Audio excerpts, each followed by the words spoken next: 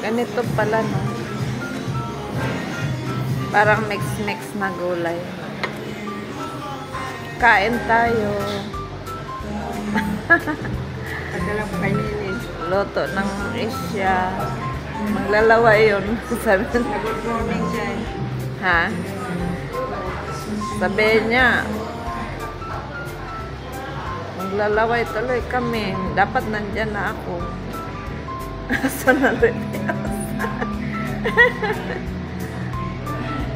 yung kapatid mo, madali kasi kaapelyido mo yun.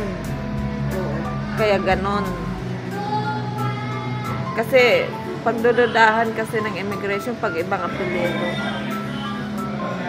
Kain na tayo. Ito yung fried rice ni Aida. Birthday. Sa birthday niya. Sa birthday niya. Sa birthday niya, oh. Kain tayo. Daming hipon. Kain tayo. Daming hipon, fried rice, at saka may bawang. Sarap. Kain tayo. Mga friends.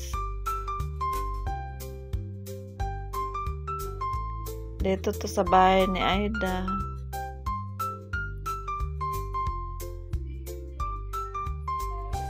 Bye-bye. Hello, good morning. Kain tayo suman Bisaya. Namimiss ko. Ako lang nagluto kasi walang mabilhan dito ng suman Bisaya eh. May suman dito sa Filipino shop. Iba ang lasa eh. Sobrang tamis. Ito manamis-namis. Maalat-alat. Saka may gata siya. Masarap, mabango. May pandan. Ito yung favorito ko. Saka coconut cream. Kain tayo. Breakfast. Kain tayong lahat.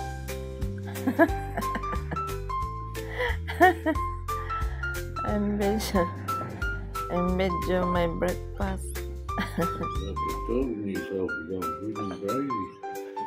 Kain tayong lahat, mga friends.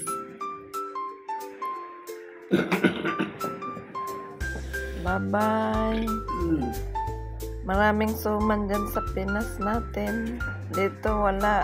Kaya napilitan ako magluto. Thank you. Kain tayo dyan. Bye-bye.